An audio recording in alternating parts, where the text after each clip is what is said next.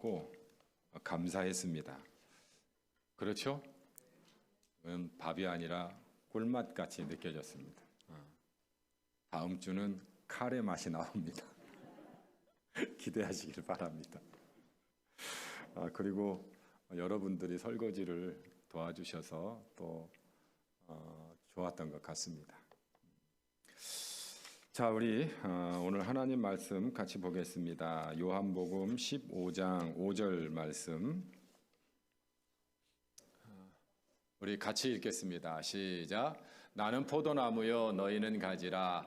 그가 내 안에 내가 그 안에 거하면 사람이 열매를 많이 맺나니 나를 떠나서는 너희가 아무것도 할 수 없음이라.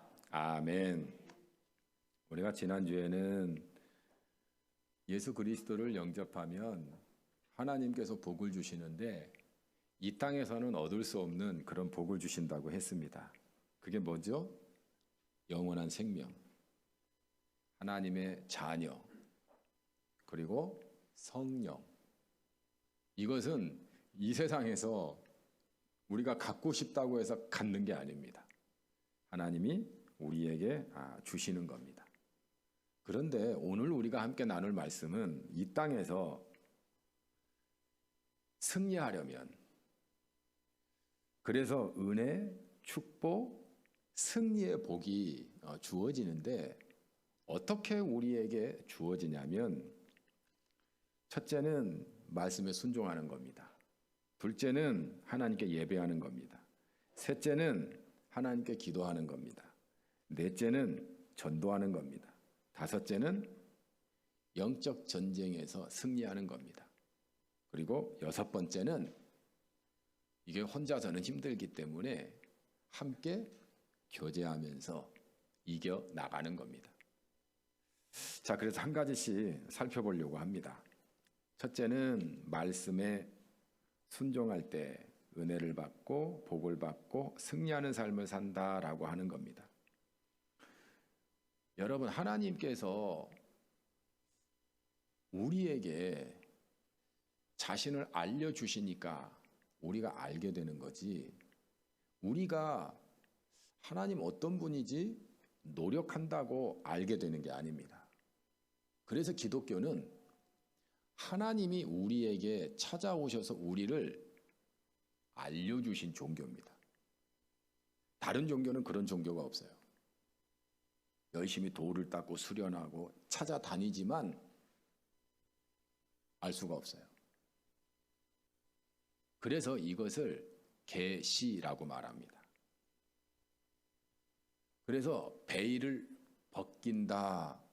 그래서 하나님께서 자기를 숨겨져 있는 가운데 베일을 벗기셔서 우리에게 보여주시는 겁니다. 그것이 계시입니다. 그런데 그 계시 가운데에서도 하나님의 말씀은 특별 계시입니다. 그래서 정확하게 우리가 하나님의 뜻을 알 수 있는 길이 하나님의 말씀이기 때문에 그렇습니다. 그래서 낮예배 때 말씀드린 것처럼 성경은 우리 영혼의 내비게이션입니다. 그래서 하나님의 말씀을 통해 우리는 인도를 받아요. 그래서 어떤 일들이 일어나냐면, 첫째는 하나님의 말씀을 들을 때 믿음이 생깁니다. 하나님의 말씀에는 하나님이 어떤 분인지를 우리가 알 수 있다고 했습니다. 그러니까 성경을 읽으면 읽을수록 누구를 알 수 있게 돼 있어요? 하나님을 알 수 있죠. 그렇기 때문에 우리에게 믿음이 생기는 겁니다. 그래서 로마서 10장 17절을 같이 읽습니다. 그러므로 믿음은 들음에서 나며 들음은 그리스도의 말씀으로 말미암느니라. 아멘. 그리고 두 번째는 하나님의 말씀은 영혼의 양식입니다. 그래서 우리가 밥을 잘 먹어야 튼튼한 것처럼 영혼의 양식을 잘 먹어야 튼튼한 겁니다. 그래서 사탄이 유혹할 때 예수님께서 뭐라고 말씀하십니까? 사람이 떡으로만 살 것이 아니요 하나님의 입에서 나오는 모든 말씀으로 살 것이니라. 그렇게 말씀하시는 이유가 있는 겁니다. 자, 그러면 좀 더 성경에 대해서, 성경은 어떤 책일까? 여러분, 성경을 하나님이 썼나요? 사람이 썼나요? 네? 한쪽은 하나님파, 한쪽은 사람파 이렇게 나눠져 있습니까? 잘 분명하게 안 들리더라고요. 그렇군요. 하나님에 의해서 사람이 썼다. 할렐루야. 맞습니다. 그래서 베드로 전후서는 베드로가 썼고요. 그리고 로마서는 바울이 썼고요. 마태는 마태가 썼고요. 또 구약의 모세 오경 같은 경우는 모세가 썼다고 합니다. 이렇게 사람이 썼지만 하나님이 쓰셨다라고 하는 겁니다. 자, 그런데 세상 책과는 다르게 성경은 무엇을 가르쳐 주냐면 온 세상의 시작의 근본을 가르쳐 줍니다. 그래서 세상은 어떻게 창조됐는가? 또 죄는 어떻게 시작되었는가? 또 인류는 어떻게 타락했는가? 또 인류가 어떻게 흩어지게 되었는가? 또 말이라고 하는 것이 우리 국왕 구조상 언어학에서 보면은 하나였다는 거예요. 그런데 어떻게 이렇게 나눠지게 되었는가? 그리고 세상이 끝나면 어떻게 되는가? 이런 근본적인 거에 대해서 성경은 우리에게 가르쳐 주고 있다라고 하는 거예요. 이런 거 가르쳐 주는 책이 없어요. 어디 책에 있어요?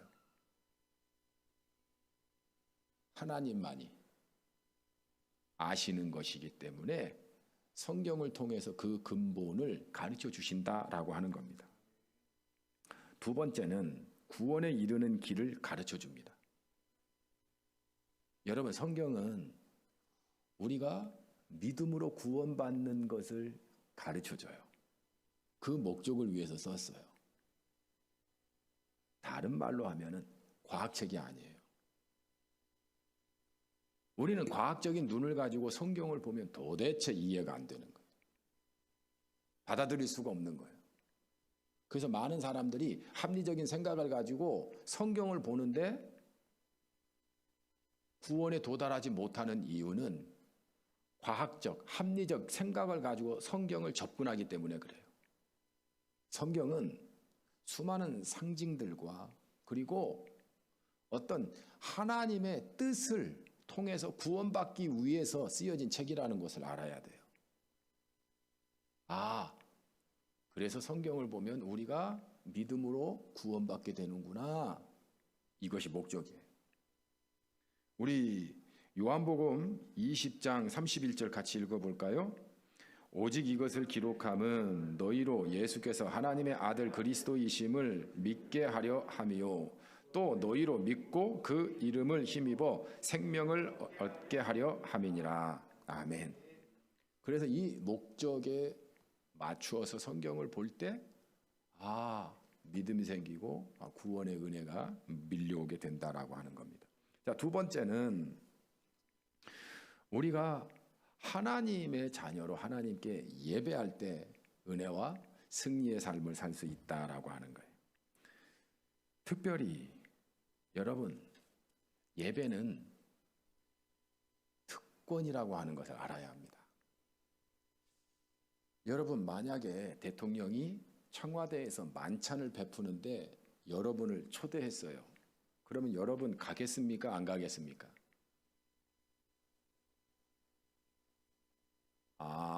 그래도 아주 생각은 해보시겠군요. 갈까 말까? 나는 무조건 갑니다. 아니, 대통령이 같이 초대하는데 그 영광의 자리에 어떻게 안 가요? 당연히 가죠.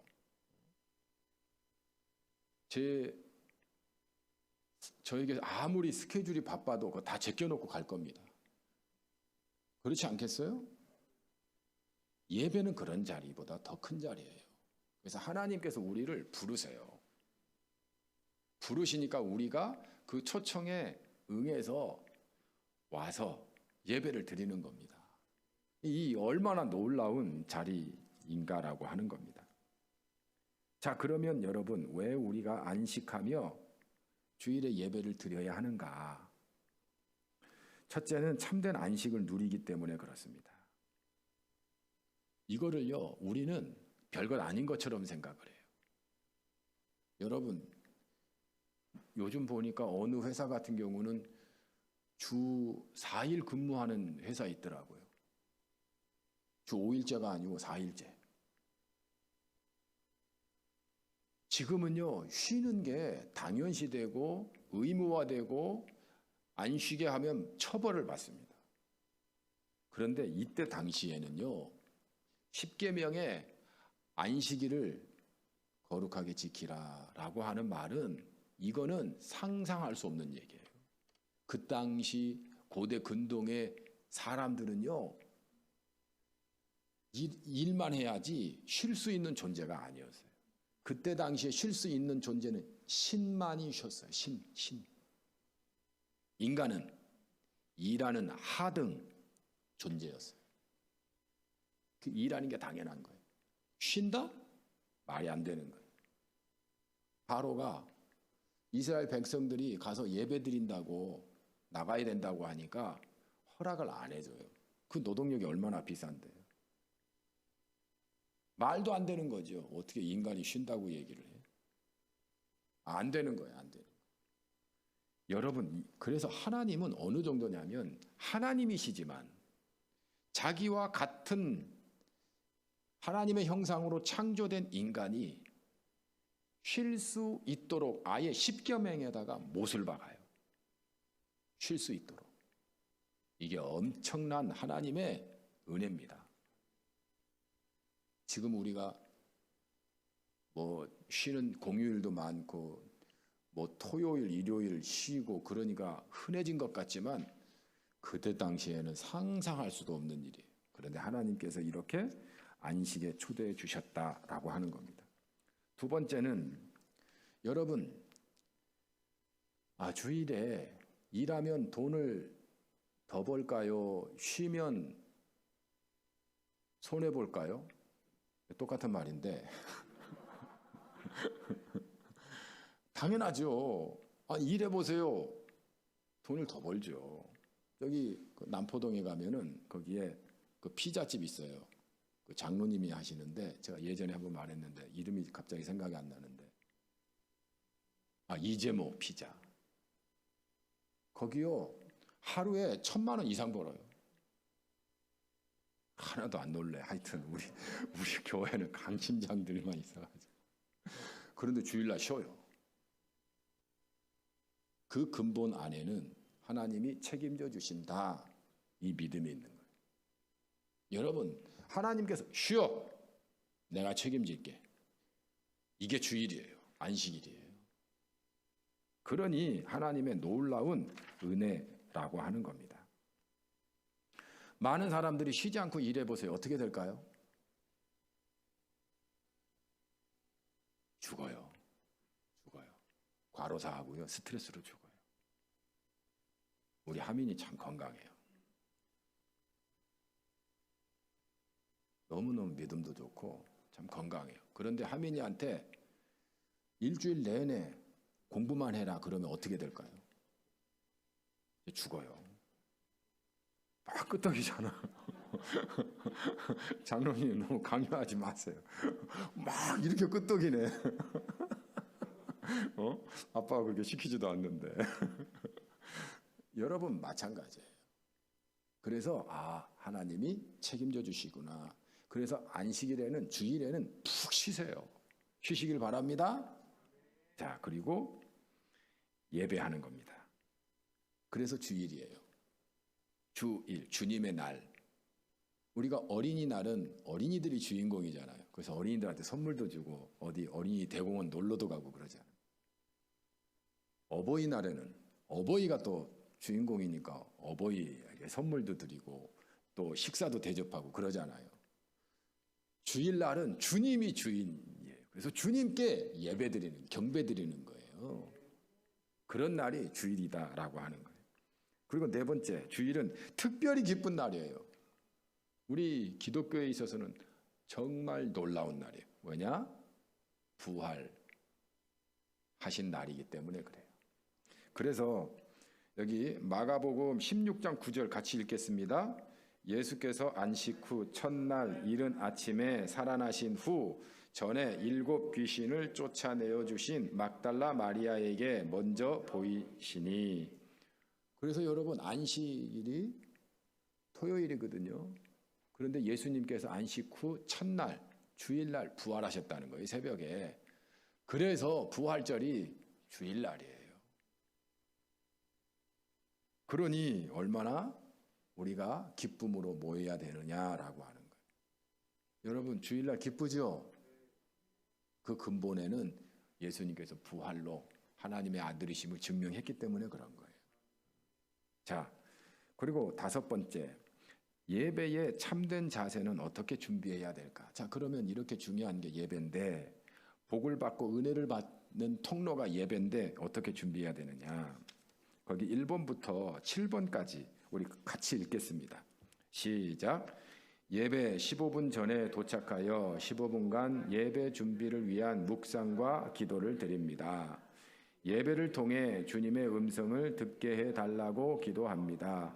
하나님이 지난 한 주간 베풀어 주신 은혜들을 헤아려 보며 감사의 기도를 드립니다. 주일 헌금과 11조 등을 구별하여 미리 준비하여 드립니다. 대표 기도와 설교에 공감되는 대목마다 아멘으로 화답합니다. 모든 찬양에 있어 가사의 의미를 묵상하며 마음을 다해 목소리를 높여 기쁘게 주님께 드립니다. 설교의 핵심을 기록하며 듣고 말씀의 응답으로 어떻게 한 주간을 살 것인가를 결심하며 헌신의 기도를 드립니다.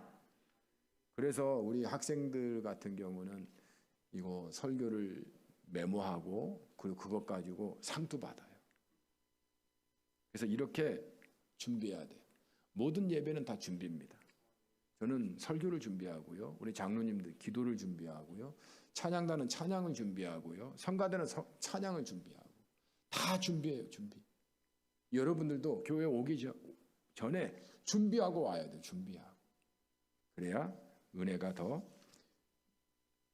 충만하게 임한다라고 하는 겁니다. 그리고 6번째, 우리가 헌금을 드리잖아요. 어떻게 드려야 될까? 거기 1번부터 4번까지 같이 읽겠습니다. 시작. 헌금은 개인이 각자 알아서 구별하여 내는 것입니다. 액수는 자신이 마음에 정한 대로 하는 것입니다. 헌금은 인색함이나 억지로 헌금하지 않는 것입니다. 하나님께서는 헌금 자체를 기뻐하시는 것이 아니라 그 헌금을 내는 사람의 마음 중심이 하나님을 향한 사랑으로 채워져서 금액과 상관없이 감사함과 기쁨으로 즐겨내는 사람을 사랑하십니다. 아멘. 그래서 고린도후서 9장 7절에는 이렇게 말합니다. 각각 그 마음에 정한 대로 할 것이요 인색함으로나 억지로 하지 말지니 하나님은 즐겨내는 자를 사랑하시느니라. 하나님이 돈이 필요할까요? 하나님은 돈이 필요하신 분이 아니에요. 그러면 우리가 왜 헌금할까요? 하나님의 복음 사업을 위해서 헌금하는 거예요. 그래서 여러분, 우리가 어떤 생각을 가지고 있어야 되냐면 내게 있는 모든 것이 다 하나님의 것이라고 하는 거예요. 하나님께 드려지는 헌금은 일부를 드리는 거예요. 그런데 일부를 드리는데 그걸 아까워한다면 하나님이 좋아하실까요? 억지로 한다면 하나님께서 기쁘게 그걸 받으실까요? 그렇지 않다라고 하는 거예요. 그걸 우리가 알아야 됩니다. 저는 헌금에 시험 드는 사람 참 많다는 거 알아요. 헌금 얘기만 나오도 부담스러워하는 사람 많은 줄 알아요. 우리 부산중앙교회는 그러지 않기를 바랍니다. 저는 그러면 믿음이 들어갈 수가 없어요. 잘할 수가 없어요. 돈에 막혀서. 왜 그것 때문에 여러분이 불편해야 합니까? 그러면 여러분 신앙생활 제대로 할 수 없어요. 헌금 시간마다 그러면은 불편해서 어떻게 헌금 시간을 내요? 우리 박수하면서 헌금 찬송하는데. 그래서 아예 헌금에는 여러분 시험 들지 않기를 바랍니다. 저 강요하고 싶지 않아요. 강요하지도 않습니다. 강요한다고 해서 하나님께서 기뻐 받으시는 것도 아니에요. 그러나 제대로 가르쳐야 한다라고 하는 사명 때문에 여러분에게 말씀드립니다. 11조 하세요, 여러분. 우리 헌법에 하기로 돼 있잖아요. 아니, 우리가 헌금하지 않고 어떻게 이웃에게 선교를 하고 구제를 하고 또 교회를 유지하고 할 수 있겠습니까? 못해요. 근데 제가 목회해 보면서 우리 부산중앙교회 모든 성도들이 소득의 11조만 제대로 해도 재정 부족하지 않습니다. 정말이에요. 부족할 때는 왜 부족한가? 안 하기 때문에 부족한 거예요. 그럼 왜 안 하는가? 욕심이 있어서 그런 거예요. 그래서 여러분, 헌금은요, 내 욕심을 차단하는 그런 기회이기도 해요. 11조 하는 게 쉽지 않거든요. 쉽지 않아요. 큰 액수일수록 더 쉽지 않아요. 그런데 그걸 한다는 것은 이미 욕심의 단계를 넘어섰다는 거예요. 그래서 할 수 있는 겁니다. 그래서 여러분, 하나님께서는 어떻게까지 말씀하시냐면 11조 안 하면 도둑놈이라고요. 내 것을 안 한다고. 그러면서 내가 하여튼 흔들어 넘치도록 부어주신다고까지 그렇게 말씀하시면서 날 시험해봐라, 그렇게도 말씀하세요.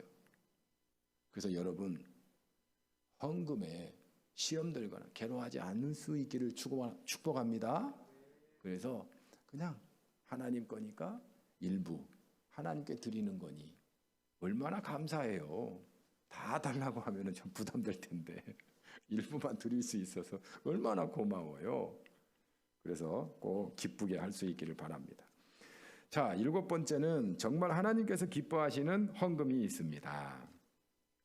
어떤 헌금이냐면 삶이라는 헌금이에요. 그래서 여러분, 하나님께서 소를 잡고 양을 잡고 제단에 드리면서 삶은 개판인 사람들을 향해서 지겹다고 그래요. 예배 안 받으시겠다고, 토해내겠다고 얘기해요. 그만큼 삶의 예배가 중요하다라고 하는 거예요. 그래서 여러분, 이스라엘 백성들이 예배를 안 드려서 멸망한 게 아니에요. 삶의 예배가 없어서 멸망한 거예요. 그래서 우리가 삶의 예배를 잘 드릴 수 있기를 바랍니다.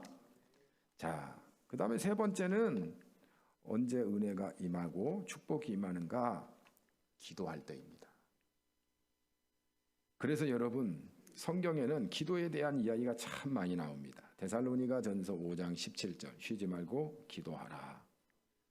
여러분, 부부간에 대화를 하지 않고 살면 그 가정은 행복할 수 있을까요? 절대 행복할 수 없습니다. 놀라운 일은요, 사랑하게 되면 말이 많아질까요? 적어질까요? 경험하신 분들은 자꾸 말하고 싶어요. 사랑하니까 말하고 싶어요. 보고 싶어요. 말하고 싶어요. 사랑 안 하면 꼴도 보기 싫어요. 말하고 싶지 않아요. 기도는요, 하나님께서 쉬지 말고 기도하라고 하잖아요. 얼마나 사랑하면, 얼마나 말씀하고 싶어하면 그걸 우리가 알아야 된다라고 하는 거예요. 그래서 기도는 특권이다라고 하는 겁니다. 그래서 여러분, 대통령이 한번 만나자고 하는 것도 특권인데 하나님이 야, 이야기 좀 하자, 이거 특권이에요. 특권. 믿으시기 바랍니다. 그래서 여러분, 기도하는 겁니다. 시편 118편 6절을 같이 읽겠습니다. 시작. 여호와는 내 편이시라. 내가 두려워하지 아니하니 사람이 내게 어찌할까. 여러분, 하나님이 내 편이래요. 내 편. 사람이 두렵지 않아요. 기도하는 사람에게 이런 특권이 있는 거예요. 놀랍죠? 2번째는 기도하면 응답된다라고 하는 겁니다. 이건 하나님께서 말씀하신 거예요. 그래서 요한복음 15장 7절 읽겠습니다. 시작. 너희가 내 안에 거하고 내 말이 너희 안에 거하면 무엇이든지 원하는 대로 구하라. 그리하면 이루리라. 아멘. 왜 기도하라고 했을까요? 우리는요, 한계가 있어요. 한계가. 자동차랑 사람하고 부딪히면 어떻게 될까요? 사람이 죽습니다. 자동차를 이길 수 없어요. 한계가 있어요. 한계가. 그런데 이 한계를 극복해서 넘어갈 수 있는 게 뭐냐면 기도예요. 우리가 살아가면서 건강, 또 인간관계, 또 자녀 문제, 뭐 참 복잡하잖아요. 한계가 있어서 그래요. 한계가 없으면은 복잡할 게 하나도 없어요. 다 해결되니까. 그런데 한계가 있어요, 우리에게. 그런데 그 한계를 넘어설 수 있는 게 뭐예요? 기도라고 하는 거예요. 그래서 기도하면 하나님이 도와주셔서 넘어가게 해주신다라고 하는 겁니다. 자, 네 번째는 전도입니다. 전도가 하나님의 은혜가 임하고 축복이 임하고 승리하는 것일까? 그렇습니다. 여러분, 하나님께서 전도를 하면 좋겠다 이렇게 말씀하지 않습니다. 명령으로 하십니다. 명령이라고 하는 것은 해야 됩니다. 왜 해야 될까요? 복음만이 사람을 구원할 수 있기 때문에 그래요. 다른 길이 없어요. 여러분 착한 일 많이 하십시오. 어려운 사람 도와주십시오. 그런다고 구원 받을까요? 기독교 진리는 그렇지 않아요. 공부 열심히 해가지고 출세하세요? 좋지요. 거기에 구원이 없어요. 구원은 복음에 있어요. 복음, 예수 그리스도의 십자가를 믿고 영접할 때 구원받는 거예요. 그래서 전해야만 된다라고 하는 겁니다. 사도행전 4장 12절 같이 읽습니다. 시작. 다른 이로서는 구원을 받을 수 없나니 천하 사람 중에 구원 받을 만한 다른 이름을 우리에게 주신 일이 없음이라 하였더라.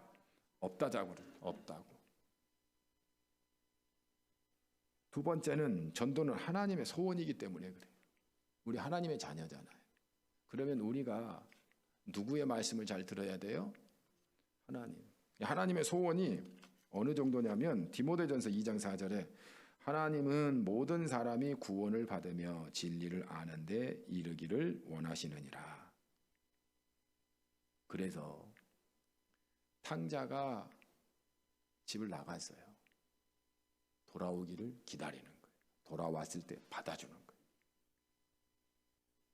왜냐? 소원이 복음으로 구원받는 것이기 때문에 그래요. 그런데 얼마나 많은 사람들이 죄 가운데 눌려 있으면서도 돌아오질 않아요. 하나님의 마음을 모르고 하나님의 소원을 모르기 때문에 그렇다라고 하는 거예요. 그래서 이것을 이루어 드리는 것이 전도다라고 하는 겁니다. 그러니 하나님의 소원을 들어드리고 하나님을 기쁘게 하는데 하나님께서 가만히 있으시겠어요? 더 높이 놀랍게 사용하시죠. 그리고 세 번째, 전도는 사랑으로 해야 합니다. 왜냐하면 말로만 하는 전도는 어렵습니다. 왜냐하면 상대방이 감동하지 않기 때문에. 그래서 여러분 진심을 담아 상대방이 감동할 수 있도록 사랑으로 전도해야 된다라고 하는 겁니다. 예수님께서 십자가에서 죽으신 것은 우리를 사랑하기 때문에 그런 거예요. 구체적으로 십자가에서 고난 당하신 것을 한번 보십시오. 나를 얼마나 사랑하는지 우리가 깨닫게 되고 감동받게 되잖아요. 마찬가지입니다. 우리가 누군가를 전도할 때 사랑하는 거예요. 그러면 거기서 감동이 일어나고 또 주님 앞으로 오는 그런 역사가 있게 된다라고 하는 겁니다. 그래서 여러분, 전도는요, 하나님의 명령이고 하나님의 소원이고 또 하나님을 기쁘게 하는 일입니다. 그렇기 때문에 복을 받을 수밖에 없다라고 하는 겁니다. 그리고 다섯 번째로 우리가 알아야 할 것이 있습니다. 모든 일들이 그냥 하면 형통하게 되는 게 아닙니다. 방해꾼들이 있습니다. 원수들이 있습니다. 그래서 영적 전쟁이 있다고 성경은 말씀하고 있습니다. 그러나 우리가 두려워할 이유가 없습니다. 현우야, 현우 귀신하고 한번 싸워봤어? 너 귀신 이길 수 있어? 그래도 이렇게 안 하고 생각 좀 하고 있는데요. 그건 믿음이 있다는 거죠. 여러분, 귀신 하면 무섭고 두렵죠? 그럴 이유가 하나도 없어요. 왜냐하면 예수 그리스도께서 사탄 마귀를 무찌르고 승리했기 때문에 그렇습니다. 이럴 때 아멘 해야 되는데, 이 말은 우리도 예수님의 권세로 승리할 수 있다라고 하는 겁니다. 성경에는 마귀를 이야기합니다. 그래서 어떤 존재라고 말하냐면 마귀, 사탄, 세상의 신, 귀신 이렇게 불립니다. 그런데 눈에 안 보이죠? 그래서 영적인 영물이라고 하는 겁니다. 눈에 보이면, 여러분 귀신 본 적 있어요? 아마 못 봤을걸요. 그 머리 이렇게 해가지고 풀어 헤치고 하얀 소복 입고 막 날아다니면서 여러분한테 히히히 하고 본 적 있어요? 난 TV에서 봤어요. 그런 존재 아니에요. 영물이다라고 하는 거예요. 자, 그래서 마귀는 어떤 존재인가? 마귀는 교만해서 타락한 천사장이다 라고 하는 겁니다. 그 이야기가 요한계시록 12장 7절 9절에 나옵니다. 한번 같이 읽겠습니다. 시작. 하늘에 전쟁이 있으니 미가엘과 그의 사자들이 용과 더불어 싸울세 용과 그의 사자들도 싸우나 이기지 못하여 다시 하늘에서 그들이 있을 곳을 얻지 못한지라. 큰 용이 내쫓기니 옛 뱀 곧 마귀라고도 하고 사탄이라고도 하며 온 천하를 꿰는 자라. 그가 땅으로 내쫓기니 그의 사자들도 그와 함께 내쫓기니라. 아멘. 그 마태복음에 보면 군대 귀신 얘기 나오죠.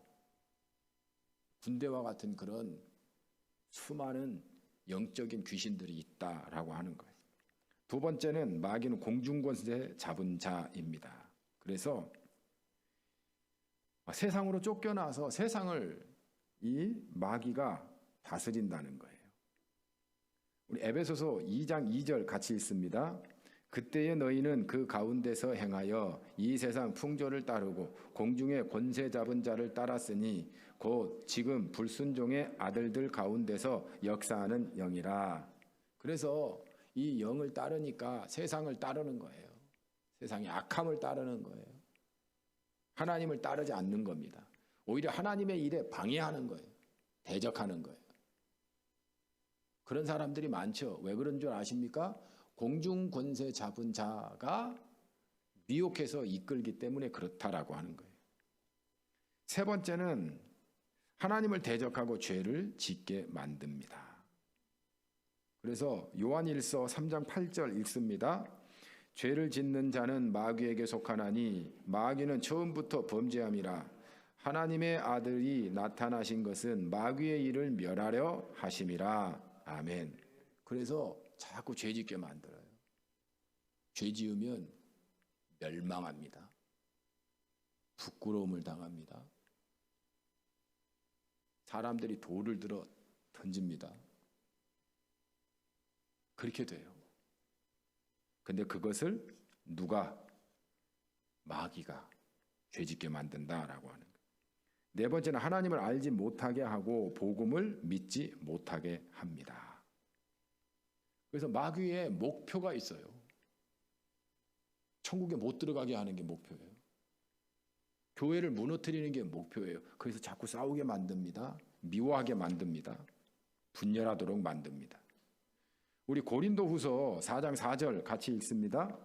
그 중에 이 세상의 신이 믿지 아니하는 자들의 마음을 혼미하게 하여 그리스도의 영광의 복음의 광채가 비치지 못하게 함이니 그리스도는 하나님의 형상이니라. 아멘. 우리가 하나님의 형상으로 지음받고 하나님을 알만한 것이 우리 속에 있어서 믿고 따르려고 하는데 사탄 마귀가 방해하는 거예요. 대적하는 거예요. 못하게 하는 거예요. 믿지 못하게 자꾸 이끌어간다라고 하는 거예요. 자, 그러면 영적 전쟁에서 어떻게 승리할 수 있을까? 그런 말 있죠. 지피지기면 백전백승이라. 나를 알고 적을 알면 백전백승할 수 있는. 그래서 싸움의 대상을 알아야 합니다.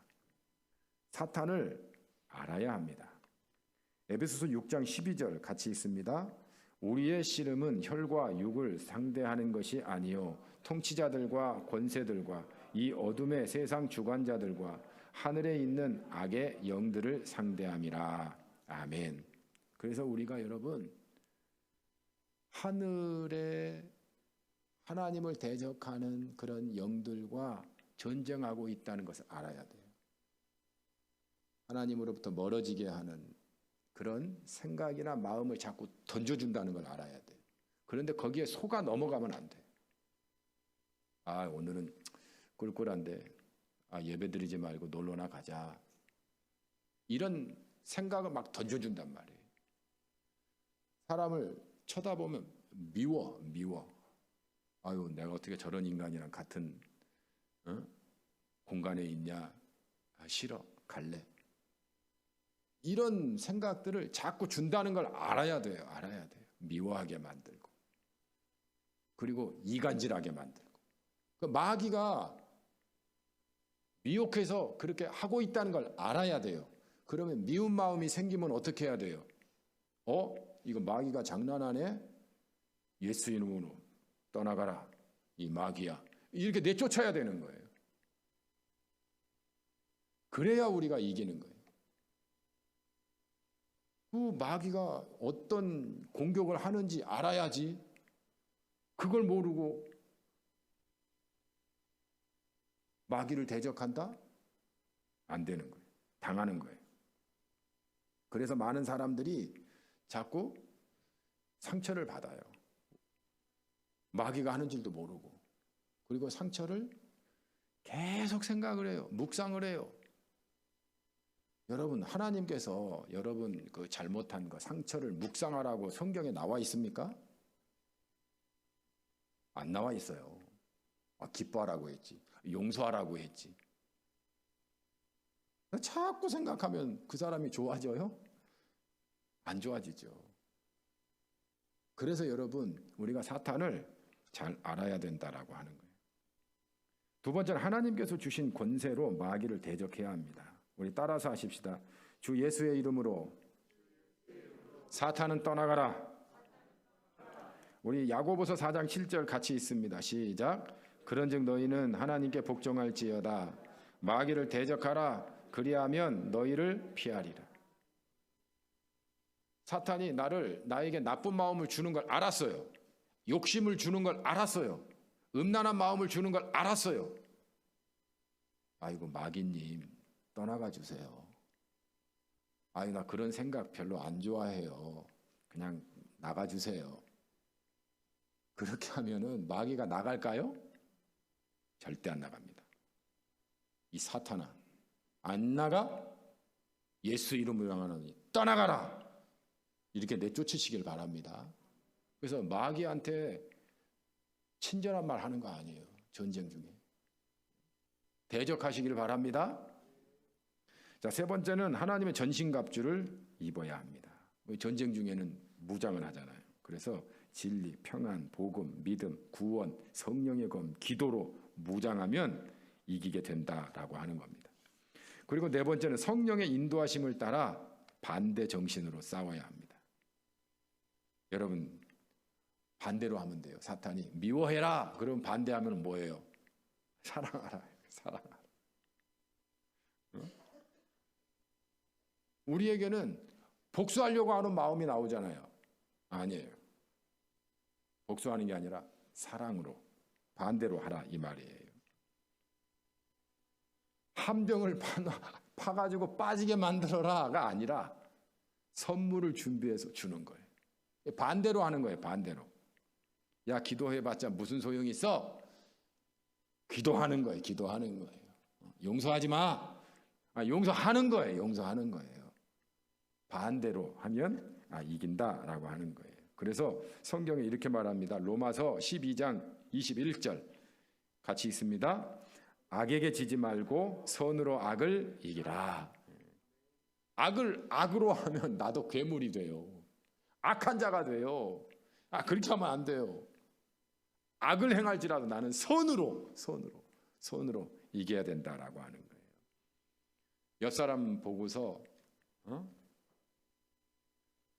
옆 사람이 나한테 무슨 욕을 해도 나는 하나님의 선한 말만 할 수 있겠습니까? 한번 쳐다보고서 한번 얘기해 보세요. 근데 딱 보니까 안 하는 부부가 한 세 가정이 있구만. 당신 그렇게 하면 나도 똑같이 할 거야. 똑같이 하면 안 됩니다. 악이 와도 선으로. 할렐루야. 그래야 이긴다라고 하는 거. 다섯 번째는 반복합니다. 지난주에 했던 것처럼 그리스도께 복종하십시오. 여러분 이거 잘해야 돼요. 감정, 생각 여기로 사탄이 자꾸 집어준단 말이에요. 그런데 그것을 내 것으로 착각하면 내가 이것밖에 안 되는구나. 내가 형편이 없구나. 내가 이래가지고 내가 어떻게 구원을 받을 수 있어. 그래서 떠납니다. 진짜 그런 사람 많아요. 어느 정도냐면 제가 예전에 김혜재일 교회에 있을 때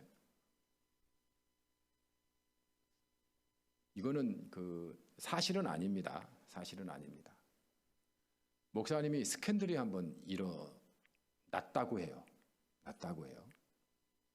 그런데 한 집사님이 그 얘기를 듣고 저렇게 30년 이상 된 목사님도 저런 일로 쓰러지는데 나 같은 사람이 나같이 연약한 사람이 아이고 믿음 생활 잘 할 수 있을까?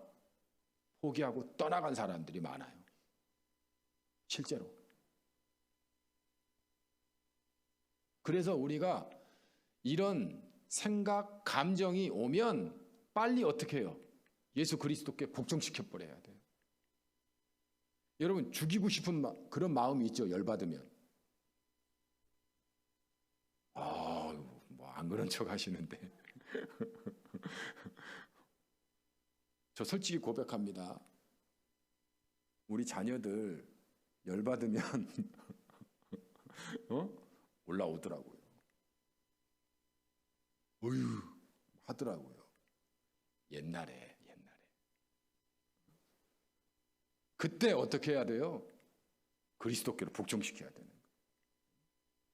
그렇지 않으면 내가 이래가지고 무슨 목사를 해. 내가 이래가지고 어떻게 하나님께 영광 돌릴 수 있어? 자기 스스로 포기해버리고 죽어요. 사탄이 교묘합니다. 그래서 우리는 이것을 빨리 그리스도께 복종시켜야 된다라고 하는 겁니다. 자, 그러면 우리가 사탄 마귀를 싸워 대적할 때 우리 성도들이 서로 하나가 되면 도와주면 협력하면 더 잘 이길 수가 있어요.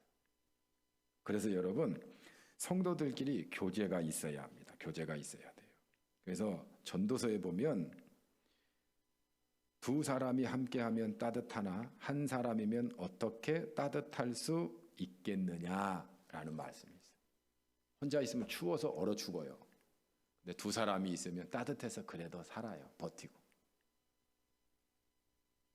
믿음이 그렇습니다. 우리가 강한 것 같지만 그렇지 않아요. 그래서 교제해야 되는 거예요. 교제. 여러분들이 서로 힘들 때 잡아주는 역할도 하고 외로울 때 친구가 되어주고 또 마음에 슬픔이 있을 때 위로를 자꾸 넣어줘야 돼요. 그러면 우리는 믿음에서 절대 패배하지 않아요. 할렐루야. 그래서 교제가 필요한 거예요. 근데 교제할 때는 어떻게 해야 되냐면 말씀 중심으로 교제해야 합니다. 그래서 예배, 성경 공부, 전도 등 말씀과 관련된 생활을 언제나 교회 생활의 제1위에 놓고 교제하세요. 성도들이 교제하면서 아이고 집값에 대해서 막 떠들고 뭐 브랜드, 뭐 명품 뭐 이런 세상 얘기 하잖아요. 그러면 여러분 관계가 좋아지지 않아요.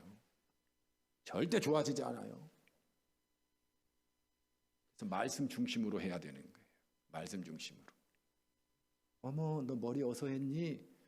나 저거 S 미장원 얼마 줬는데 20만 원. 미쳤다. 무슨 교제가 되겠어요? 이게 무슨 교제가? 말씀으로 하는 거예요. 말씀. 야 이번 주 맥주 감사절에 참 말 그릇에다가 감사를 담고 말씀을 담고 성령을 담아서 전하라는데 참 은혜 많이 받았어. 너도? 그래. 우리 한번 해보자. 이렇게 교제를 나눠야 된다 이 말이에요. 그래야 여러분 우리가 승리자가 될 수 있는 거예요. 축복의 사람이 될 수 있는 거예요. 늘 모여가지고 어느 맛집 얘기하고 음식 얘기하고 옷 얘기하고 뭐 남편 뭐 흉보고 뭐 그게 아니에요. 말씀 중심으로 교제해야 합니다. 두 번째는 봉사의 교제를 합니다. 그래서 여러분 여기 사도행전 2장 44절 45절 같이 있습니다.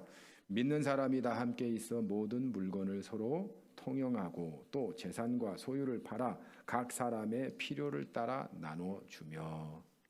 초대교회는요 이렇게 수많은 사람들을 섬기는 일로 교회가 늘 으쌰으쌰 했어요. 얼마나 보람되고 기뻤겠습니까? 그렇잖아요. 이렇게 하나님의 일로 교제하는 거예요. 우리 성가대에서 또 뭐 찬양단에서 또 구역 예배에서 뭐 이렇게 성도들이 음식을 먹을 때도 이렇게 교제하면서 봉사하면서 섬기면서 그래야 우리가 건강해질 수 있다라고 하는 거예요. 세 번째는 구역 모임을 가지십시오. 그래서 구역은 작은 교회예요. 작은 교회. 그래서 구역장은 작은 교회의 목사님과도 같은 분들이에요. 그리고 우리 전체를 한 사람씩 사랑하려면 얼마나 힘들겠어요. 그런데 작은 교회에서 서로 기도하고 서로 사랑하면 거기서 체험이 되는 거예요. 예수님의 사랑이 어떤지. 전체를 다 식사 대접하려면 얼마나 힘들어요. 그런데 구역 식구들 한 6, 7명 내가 오늘 식사 대접할게요. 얼마나 할 수 있어요. 그런 데서 사랑이 느껴지고 기쁨이 채워지는 거예요. 또 같이 기도하고. 그래서 구역 예배가 중요하다라고 하는 거예요. 사도행전 2장 46절 같이 있습니다. 날마다 마음을 같이하여 성전에 모이기를 힘쓰고 집에서 떡을 떼며 기쁨과 순전한 마음으로 음식을 먹고. 그래서 이런 구역 예배를 통해서 우리가 함께 이겨나가고 승리하게 되는 겁니다. 여러분 이렇게 한번 아주 기초적인 우리 어서와 부산중앙교회는 처음이지 함께 하니까 좋죠? 저도 너무 좋습니다. 그래서 우리가 기본에 충실해서 다시 한번 하나님의 그 말씀 또 믿음 생활을 다시 한번 이렇게 교육을 통해서 새로워지는 그런 기회가 됐으면 좋겠습니다. 같이 기도하겠습니다.